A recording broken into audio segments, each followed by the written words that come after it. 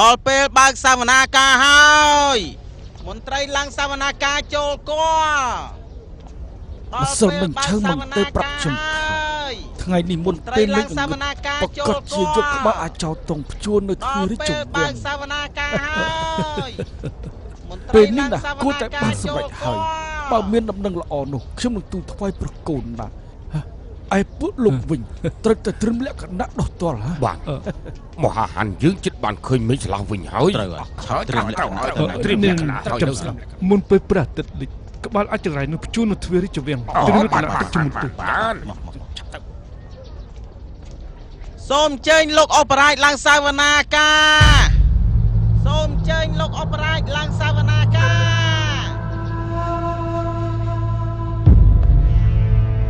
ខ្ញុំនាំតបដេញតាម100យោជហើយតែនៅតែមិនឃើញឆាវបាទប៉ុន្តែខ្ញុំបានដាក់កងទ័ពនៅគ្រប់ច្រកផ្លូវតាមចាប់ខ្លួនឆាវបន្តទៀតហើយបាទសូមអញ្ជើញលោកអបរាជឡើងសវនាការ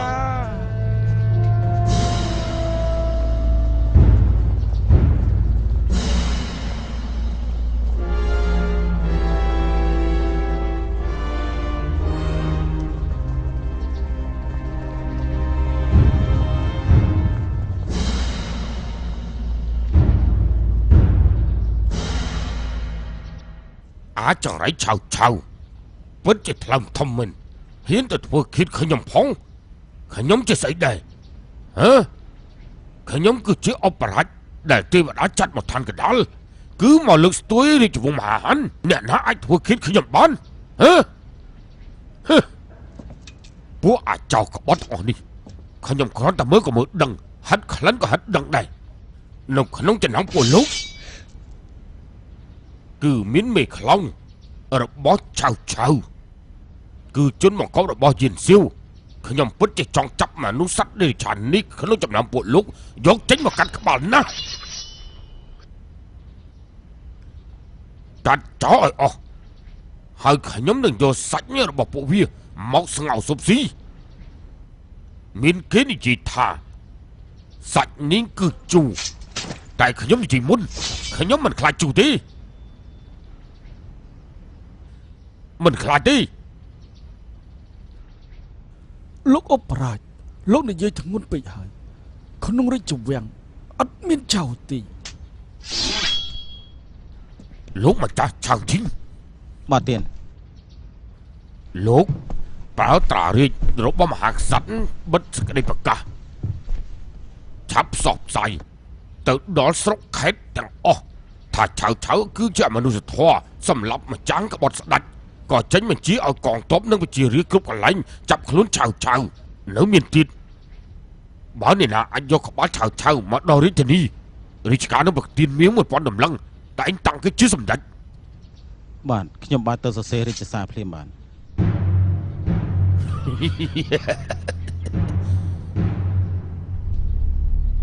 លោកម្ចាស់វាងអ៊ីងលោកអបរាជម្សិលមួយថ្ងៃគឺបុណ្យខួបកំណើតអាយុ60ឆ្នាំរបស់លោកតាមមែនទេ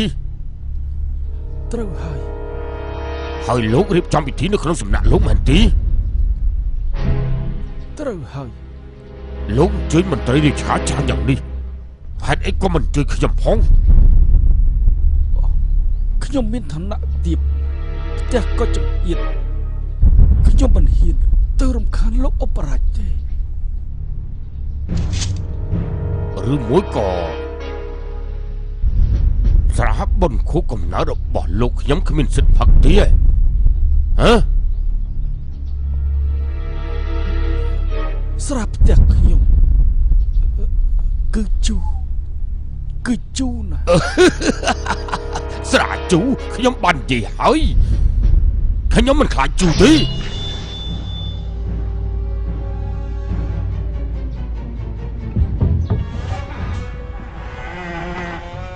លោកម្ចាស់ចេះពីសវនាការហើយឯឆាប់រំសាយអ្នកបំរើទាំងប្រុសទាំងស្រីក្នុងផ្ទះយើងទៅឲ្យប្រាក់ពួកគេចង់ទៅណាក៏ទៅចុះកុំឲ្យនៅស្លាប់កំដរខ្ញុំអីបើនៅគឺស្លាប់ទាំងអស់គ្នាហើយលោកម្ចាស់នៅមានទៀតណា ឯងក៏ទៅដែរទៅមិនបាច់រវល់នឹងខ្ញុំទេ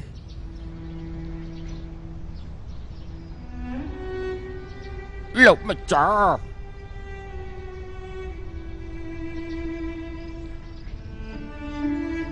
អ្នកនាងទាវអ្នកនាងទាវលោកអ៊ំមានការអីដែរ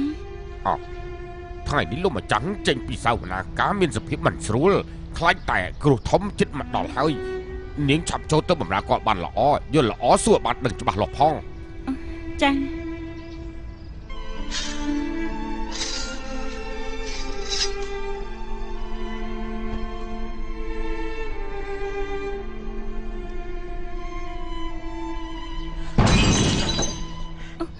ពុក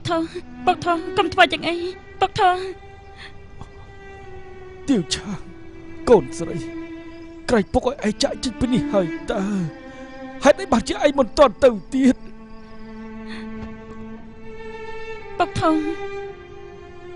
តែមានរឿងកើតឡើងដែរតើហើយបានជាពុកចង់ធ្វើដូច្នេះឆៅទៅសម្លាប់អាចៅក្បត់តុងបរាជ័យហើយវាសង្ស័យថាពុកជាមេខ្លោងរបស់ឆៅមិនយូរប៉ុន្មានទេពុកកងទ័ពស៊ីលៀងទឹកនោះនឹងមកដល់ផ្ទះយើងហើយបើឯងមិនឆាប់រត់ទៀតពុកនឹងឯងត្រូវស្លាប់ទាំងគ្រួសារហើយ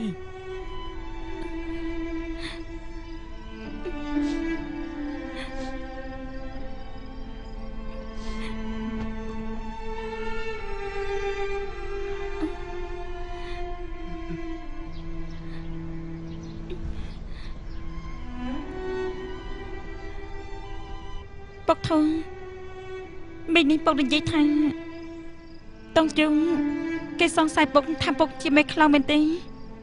ហើយមិនជាតែជាដូច្នេះត្រូវហើយគឺពុកនិយាយចឹងបានចាំមានន័យថាគេមិនប្រកាសទេមែនទេ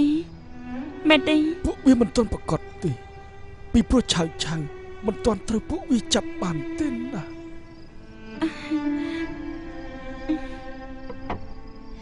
បានចឹងពុករត់តែមិនអាចសម្លាប់ខ្លួនទេពុកគិតតែមើលបើសិនជាពុកសម្លាប់ខ្លួននោះមិនដូចជាពងសារភាពថាពងគឺជាមេខ្លោងដល់ពិតប្រកបរបស់ឆាងមែនហើយពុកធំបើសិនជាពុកស្លាប់បានអញ្ចឹងបកកូនណាគ្មានទីពឹងពាក់រាជការក៏គ្មានសង្ឃឹមដែរហើយមនុស្សនៅក្នុងផ្ទះជាង80នាក់ក៏ត្រូវប្រហារជីវិតទាំងអស់គ្នានៅមានទីរឿងដែលពងចង់លើកស្ទួយមហាហានក៏គ្មានទៀតដែរមែនទេ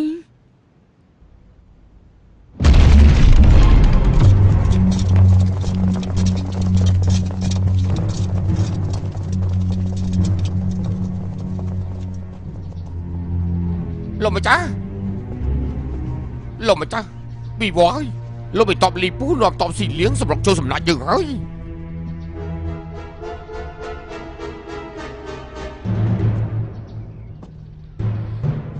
ពុកធំពុកមិនអាចស្ទាក់ស្ទើរបានទេពុកត្រូវតែចេញទៅជួបគេពុកគឺជាមន្ត្រីធំរបស់រាជការណា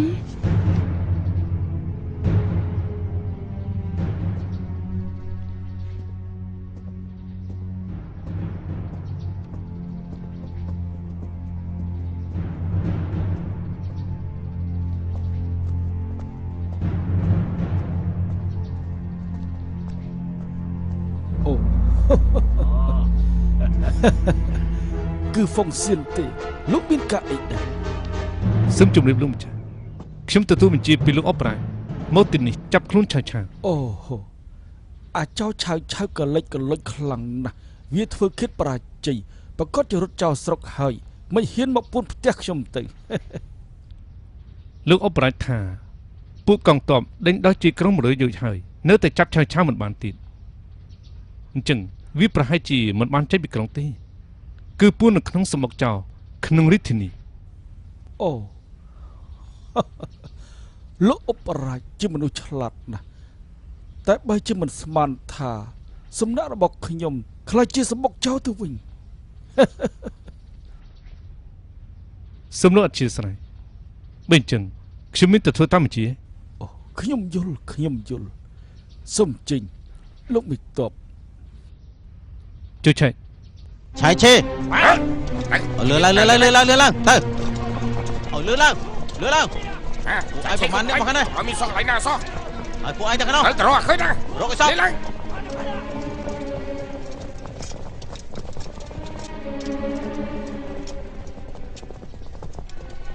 នៅខាងនោះមានទេ ឃើញអត់មានសោះកន្លែងណាសោះលឿនទេ ថាប់ទៅរកមកខាងនោះទៀតឲ្យលឿឡើង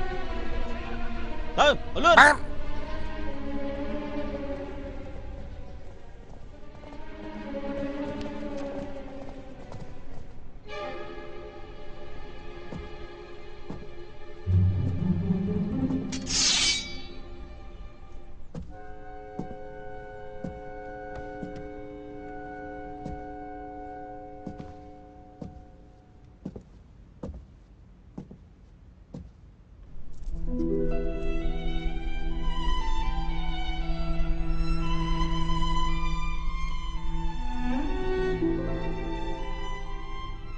នាងជីណា ខ្ញុំជាកូនស្រីរបស់លោកម្ចាស់ប៉ាងអ៊ីងឈ្មោះជាធីនតើលោកមិនទាន់មានកិច្ចការដែរ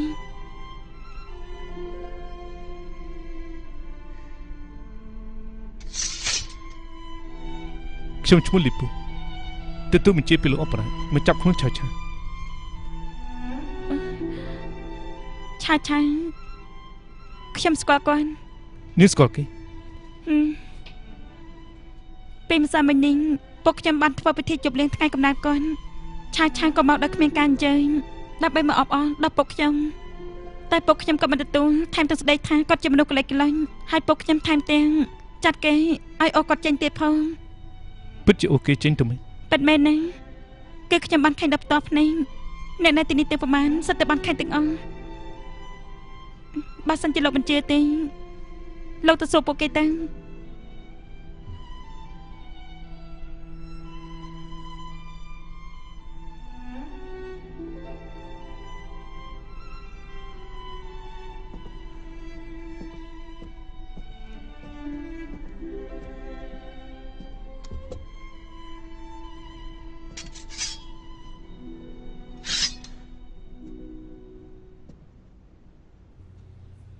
កំមិននេះ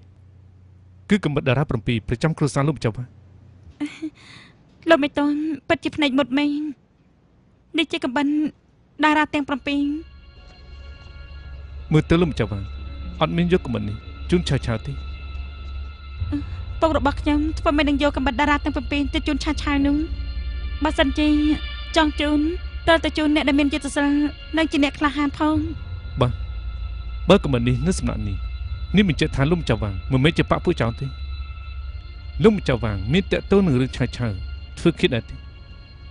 ប្រកាសជាមិនតាក់ទងទេប្រុសពុកខ្ញុំលោកអបរាជតងព្រមទាំងលោកបេតានសិតតែជាមនុស្សដែលមានចិត្តស្មោះចំពោះរាជការ អរគុណអ្នកនាងសុសា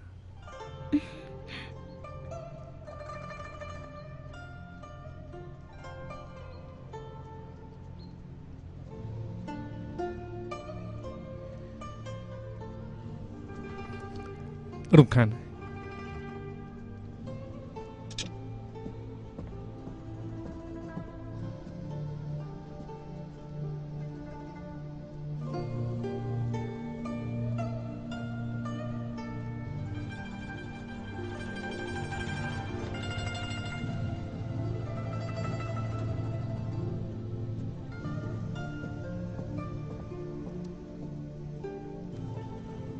ឆាឆានៅទីនេះទេពួកយើងទៅ បាទ បាទ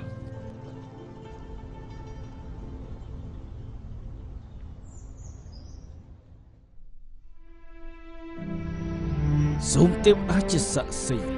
មេឃដីជាស័ក្តិសិទ្ធិថ្ងៃនេះខ្ញុំលាវប៉ៃគួនអ៊ីនិងចាំងហ្វៃនៅសួនផ្កាថាហួយរាប់គ្នាជាបងប្អូនធម៌មួយចិត្តនេះជួយគ្នាទៅវិញទៅមករួមសុខទុក្ខជាមួយនឹងគ្នាបំរើនគរបំរើប្រជារាស្ត្រ មិនបានកើតនៅថ្ងៃខែឆ្នាំតែមួយតែស្ម័គ្រចិត្តស្ម័គ្រចិត្តស្លាប់ថ្ងៃឆ្នាំតែមួយ ចិត្តស្មោះសរមានទេវតាជាស័ក្តិសិទ្ធិ10000ជាតិមិនប្រែប្រួល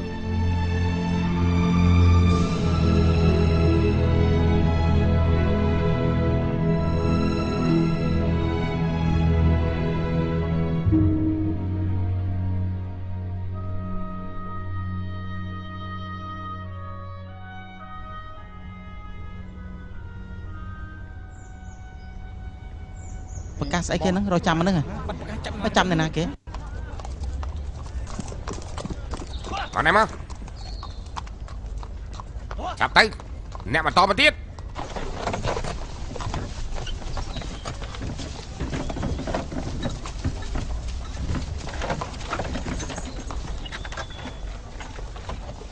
chặt tay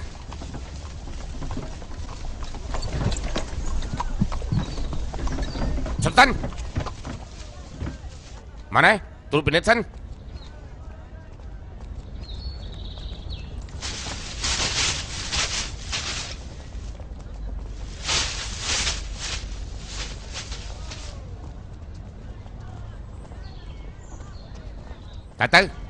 từ từ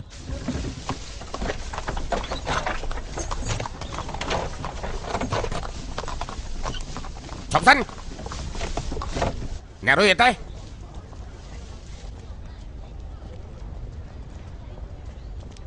bài môn bạn em ơi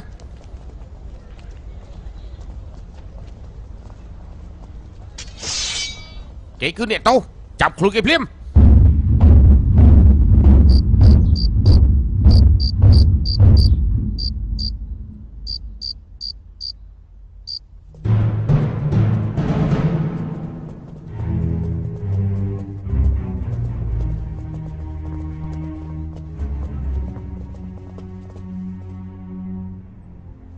xong đây cá lúc mình chơi thì nhóm trăm ban này to anh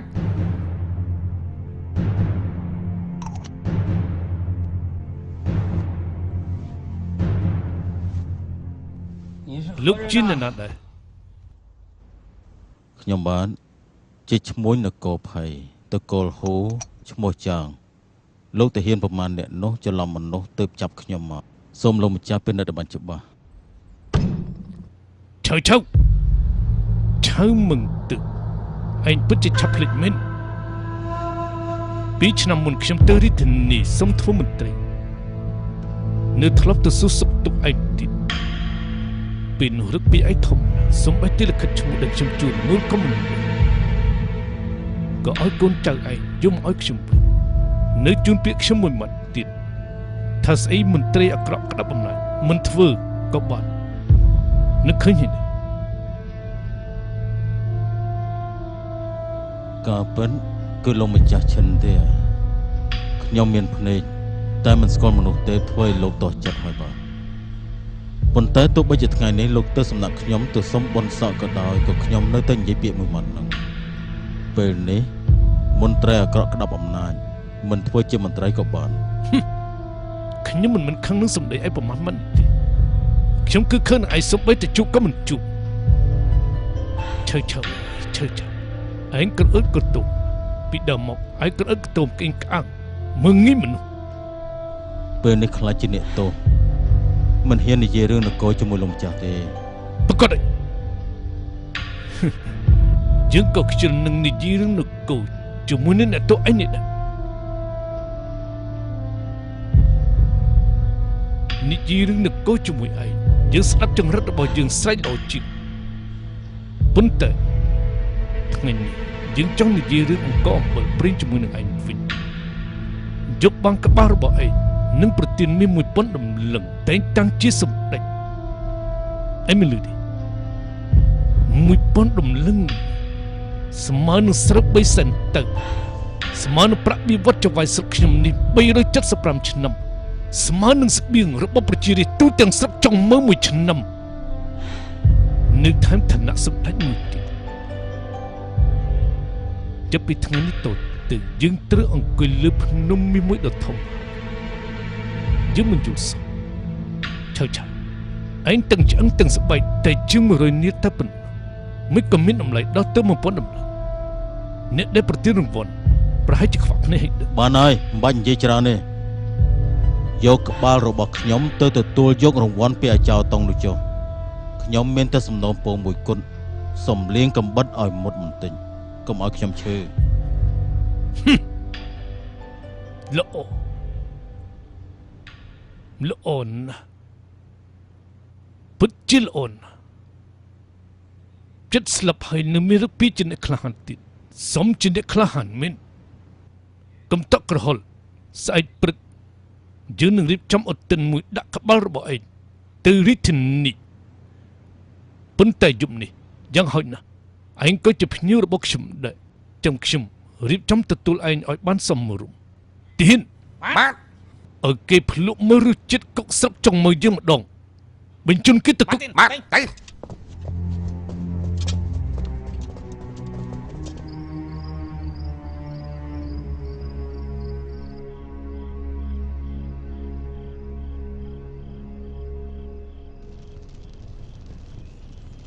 លោកម្ចាស់ចាប់យករបស់ញ៉ាំមកជប់ឃ្លៀនសឹងស្លាប់ទៅហើយ ជួយទីលោកចាខ្ញុំសោកមកឡើង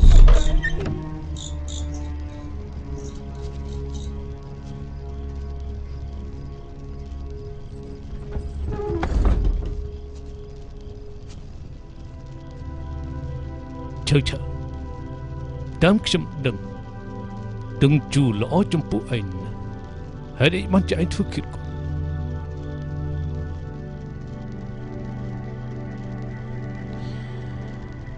មនុស្សតូចតាចមិនដឹងពីឆន្ទៈរបស់អ្នកធំទេ ខ្ញុំដែលជាមនុស្សតូចតាចនេះពិតជាចង់ដឹងឆន្ទៈរបស់អ្នកធំឯងណា ដូនតារបស់ខ្ញុំទទួលប្រាក់ខែរាជការហានទទួលគុណសម្បត្តិគ្រប់ចំនួនបើខ្ញុំមិនសងគុណនគរហានគឺមិនខុសពីសត្វធាតុទេពេលនេះមន្ត្រីអាក្រក់ក្តោបអំណាចប្រជារាស្ត្រវេទនាមន្ត្រីល្អត្រូវគេប្រមាថទឹកដីមហាហាន400ឆ្នាំឋិននៅក្នុងគ្រោះថ្នាក់ទាំងអស់រឹតតែនៅដំណាក់កាលគ្រោះថ្នាក់បែបនេះអ្នកក្លាហានគឺរឹតតែច្រើនឲ្យតែអ្នកដែលមានឆន្ទៈសុទ្ធតែអាចសម្លាប់ចោលយកគុណសម្បត្តិលើកស្ទួយរាជវង្សហានឲ្យនគរសន្តិភាពវិញប៉ុន្តែបើចង់ជួយនគរគឺត្រូវតែសម្លាប់តង់ជួចោលជាមុនខ្ញុំព្រោះតែដើម្បីសម្លាប់ចោលទើបត្រូវអន់លំទោនបំរើចោលដើម្បីរកឱកាស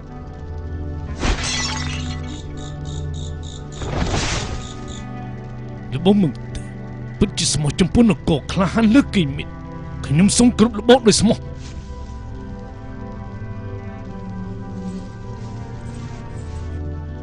លោកធ្វើស្អីហ្នឹង របស់มึงកើនៅក្នុងសមនកា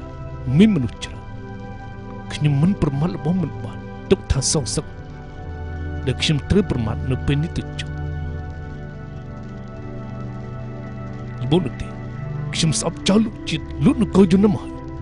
ខ្ញុំចង់ទៅលើកកបិតទៅកាត់យកក្បាលរបស់វាមកបញ្ជូននៅទីនេះចំណេញបានធ្វើកិច្ចការដែលខ្ញុំចង់ធ្វើតែធ្វើមិនបានខ្ញុំពិតជាកោតគ្រប់ដល់លបងណាស់ តែខ្ញុំគិតគុំមិនបានដិតដល់ធ្វើឃាតបរាជ័យរត់ចេញពីរាជធានីភៀសខ្លួននៅលើវាលខ្សាច់ព្រៃភ្នំ វិទ្យបិទទៅធ្វើគិតចោលក្បត់បរាជ័យប៉ុន្តែលបងមកទៅបានល្បីឈ្មោះក្នុងប្រវត្តិសាស្ត្រអ្នកក្លាហានមិនធ្វើលើការចាញ់ឈ្នះទី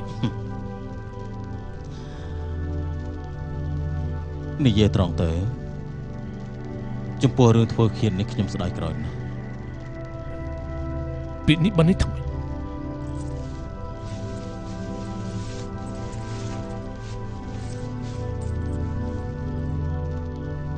ឆើខ្ញុំជាស្អីដែរខ្ញុំគួរតែស្រែកអំពាវនាវប្រមូលផ្ដុំអ្នកក្លាហាននៅលើលោកនេះបង្កើតជាកងទ័ពកម្ចាត់ចោលក្បត់ស្រោចស្រង់ទឹកដីឡើងវិញរំដោះប្រជារាស្ត្រចេញពីទុក្ខវេទនាធ្វើកិច្ចការធំដ៏មហិមាមួយនេះទើបជាកិច្ចការដែលខ្ញុំត្រូវធ្វើតែក៏ពិបាកជាងគេបង្អស់ដែរអាចចំណែកខ្ញុំរើសអាងាយស្រួលជាងគេដើរផ្លូវកាត់កាន់កំបិតទៅសម្លាប់តុងជួលោកមើលទៅមើលពេលនេះខ្ញុំធ្លាក់ខ្លួនទៅជាឃាតកររត់ភៀសខ្លួនតុងជួគឺជាស្អីដែរវាមិនសមនឹងខ្ញុំទៅសម្លាប់វាទេហើយម្យ៉ាងទៀតទោះជាវាស្លាប់ក៏ដោយតើអត់មានមនុស្សអាក្រក់ផ្សេងទៀតបំផ្លាញនគរបំផ្លាញរាជទេដូច្នេះខ្ញុំធ្វើឃាតតុងជួមើលទៅគឺជាទង្វើក្លាហានការពិតក្លាហានត្រឹមសម្បកក្រៅតែល្ងងខ្លៅជាទៀបបំផុត លបងទើនិយាយដូចនេះធ្វើខ្ញុំស្វាងហើយរីកខ្លួននៅពេលដែលខ្ញុំគោរពនៅទង្វើដ៏ក្លាហានរបស់លបងបានទុកវាជាស្មៅទៅហើយ លោកបងគឺជាអ្នកក្លាហាននៅក្នុងចិត្តខ្ញុំរស់ ខ្ញុំយល់គឺដោយសារតែលោកបងខ្ញុំនៅក្នុងគុកនេះគិតអស់រយៈពេលយូរទើបគិតយល់ លោកបងមិនទៅតែលោកបងចង់ទៅណា ខ្ញុំចង់ទៅណា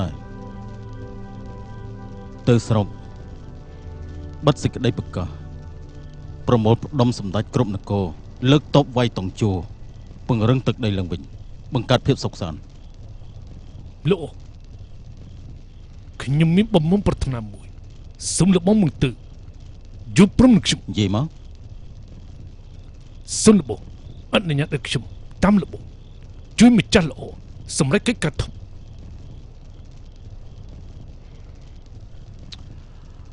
លោកគឺជាមន្ត្រីរាជការ លោកបងមឹងក៏ជាមេតបសិជីម្នាក់របស់រាជការដែរ សម្រាប់ចောင်းងាយស្រួលសម្រាប់កិច្ចការធំពិបាកបើលើកទង់ជ័យឡើងហើយគឺពួកយើងមានគ្រោះថ្នាក់ដល់ជីវិតគ្រប់ពេល ដើម្បីកិច្ចការធំទូភ្នំកំបិតសមុទ្រភ្លើងក៏ខ្ញុំមិនខ្លាចដែរ សូមសួរលោកទៀតទៅមើលពេលនេះខ្ញុំខ្លួនតែមួយតែប៉ុណ្ណោះឪពុកម្ដាយលោកប្រពន្ធលោកនិងកូនរបស់លោកតើពួកគេគិតយ៉ាងម៉េច បានហើយខ្ញុំមិនខ្វល់ខ្វាយច្រើនយ៉ាងនេះទេទុកថាខ្ញុំ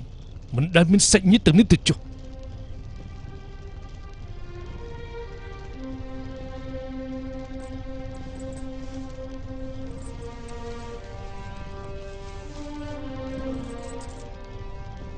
លបងកងថៃលបងក្លាហានលើកគេគ្មានអ្វីប្រៀបផ្ទឹមខ្ញុំបានសូមសរសើរដោយស្មោះ មិនមែនទេខ្ញុំនឹងលោកបងគឺមានឆន្ទៈដូចគ្នាទុកជាអ្នកក្លាហានលើកគេមកគូទៅចុះ ខ្ញុំសូមគោរព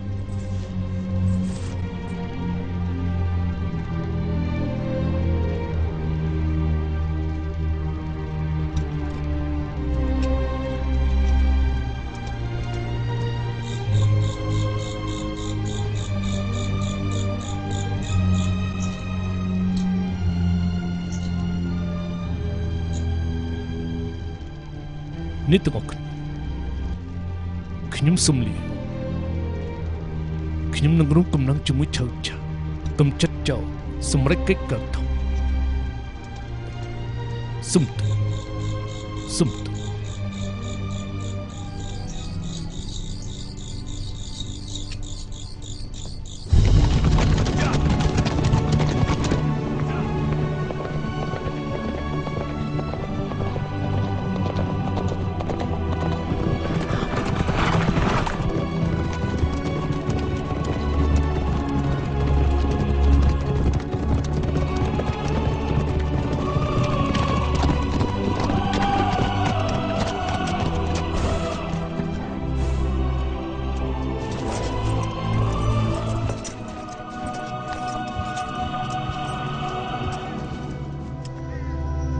លបងមឹង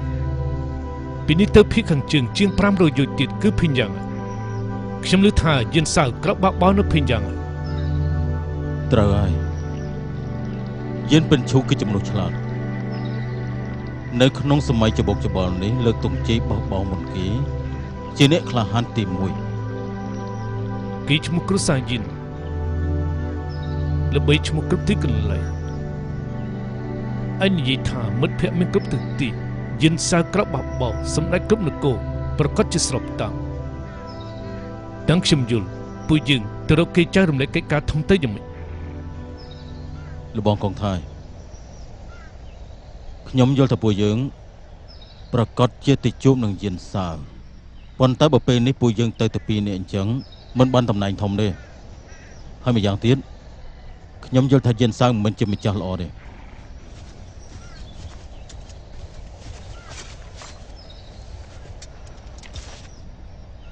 លបងមឹងតើបាននេះធ្វើម៉េច តើយានសៅបោះបោដោយសារមូលហេតុអីទៅ ចាំមិនស៊ូវៃតុងជូកុំចាត់ចោលក្បត់ជ្រុំជ្រែងហាន់ អញ្ចឹងខ្ញុំសួរទៀត តង់ជួដែលជាមេគ្រោះថ្នាក់នេះតើកើតមកពីណាដែរ រឿងនេះខ្ញុំដឹងនេះចុងសម័យចុងភេងចំនួនមុនស្ដេចលើកគឺបពុអាមាត្យក្តាប់អំណាចសៀវឆាងស៊ឺដែលដឹកនាំដោយចាំងយ៉ាងក្តាប់រាជការពេលនោះគឺហឺជីដើម្បីកម្ចាត់បពុអាមាត្យចេញបញ្ជាឲ្យពួកសម្ដេចស៊ីលៀងលើកទ័ពចូលរាជធានីជួយស្ដេចទើបបណ្ដាលឲ្យមានគ្រោះតង់ជួននេះ ចុះលបងដឹងថាហើយពួកសម្ដេចចូលរាជធានីជួយបកូនណាជាកំណើតរបស់អ្នកណាគេទេ រឿងនេះខ្ញុំមិនដឹងទេ គ្មានអ្នកណាក្រៅពីយិនសើទេ យិនសា គឺគាត់លើកយោបល់ឲ្យហើជាងឲ្យចេញបញ្ជាឲ្យបេសកជនស៊ីលៀងតង់ជួនាំទ័ពចូលរាជធានីលទ្ធផលនៅពេលនេះពួកយើងសុទ្ធតែមានភ្នែកឃើញហើយគ្រោះពួកអាមាត្យថ្មីត្បិតតែកម្ចាត់បានមែនក៏ប៉ុន្តែមេគ្រោះតង់ជួខ្លាំងជាងមេគ្រោះអាមាត្យ10 ដងទៅទៀតណាស់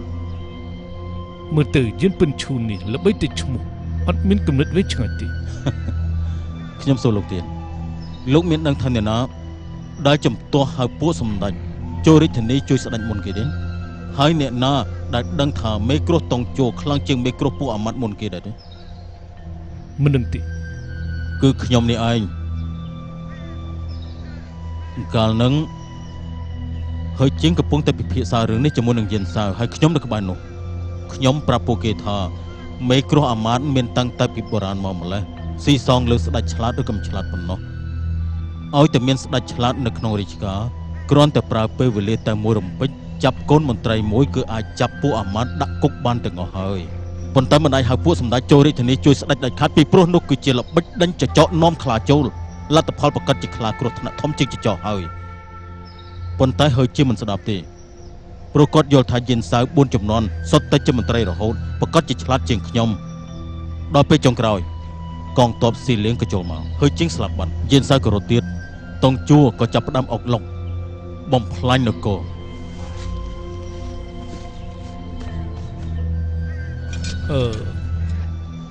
កាលនោះបើសិនជាពួកគេស្ដាប់សម្ដីលបងក៏មិនមានថ្ងៃនេះដែរ ខ្លាចចកខូខើសាកសពពីវាលទឹកដីហែកហួររិះរងទុក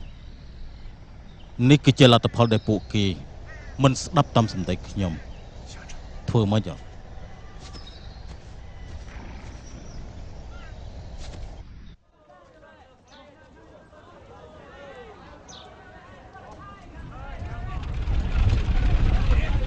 nè ai mà đây mở một tí mới tao tới Tết anh em mà to mà tiếp យ៉ាងម៉េចដែរ lên lên លោកទំនួលរបស់លបង nè mà to មក cho ដល់ទី mà នេះខ្ញុំក៏ខ្លាចជាអ្នកទងរត់តាមលបង tới ប៉ុន្តែក្បាលលបងគឺមួយប៉ុណ្ anh ណឹង em xây mà thấy បើខ្ញុំតែ50 lên សុំទោស ngồi du bích ក្បាលខ្ញុំថ្លៃពេកក្បាលលោកថោកពេក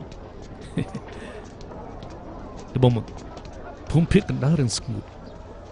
អត់មានផលមួយគ្រាប់រៀបគ្រប់ទីកន្លែងនៅគ្រឿងរត់អស់ប្រជារាស្ត្រអត់ឃ្លានដើម្បីស្បៀងកន្លះទៅក៏ហ៊ានក្បត់មិត្តភ័ក្តិដើម្បីផលប្រយោជន៍ដែររាជការដាក់រង្វាន់ធំជាងនេះគឺដូចជាធ្វើឲ្យពួកយើង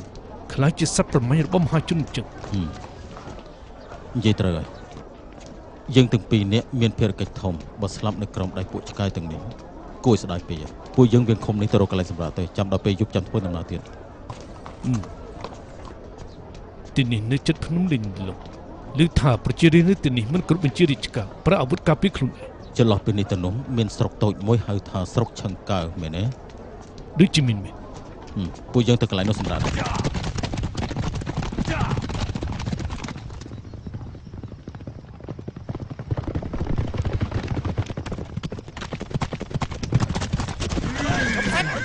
quay trên nó ở trênนี้มันไกลđấy ខ្ញុំសុំសួរបន្តិចលីប៉ោស៊ឺនៅទេ đấy បើអញ្ចឹងសូមលោកទៅប្រាប់គេផងថាឆាវអ្នកទោសធ្វើឃាតតង់ជួបបរាជ័យមកសួរសុកទុក លបងมึง បើសិនជាយកក្បាលឆាវចូលរាជធានីរាជការឲ្យរង្វាន់10000តម្លឹងតែងតាំងជាសម្ដេច มึงទឹក ត្រូវហើយនៅមានឈិនកុងថៃចវាយស្រុកចុងមកទៀតក៏បានមកជាមួយខ្ញុំផងដែរពេលនេះបើសិនជាយកក្បាលឈិនកុងថៃចូលរាជធានីនោះរាជការឲ្យ50តម្លឹង លបងมึงទឹកតែលបងធ្វើនេះបាននេះធ្វើម៉េច លីប៉ោស៊ឺមេភូមិនៅទីនេះគឺជាបងប្អូនធម៌ពុកខ្ញុំគាត់ស្នេហាគុណធម៌ខ្លាំងណាស់មិនក្បត់នឹងមិត្តភក្តិទេផ្ទុយមកវិញបើប្រាប់ប្រវត្តិពិតដល់គាត់នោះបើជាអាចធ្វើឲ្យគាត់គោរពទៅវិញ លបងពិតជាទុកចិត្តលើលីប៉ូស៊ឺនេះមែន ខ្ញុំប្រាប់លបងតាមត្រង់ទោះជាខ្ញុំមិនទុកចិត្តខ្លួនឯងក៏ដោយក៏ខ្ញុំមិនសង្ស័យលីប៉ូស៊ឺដែរ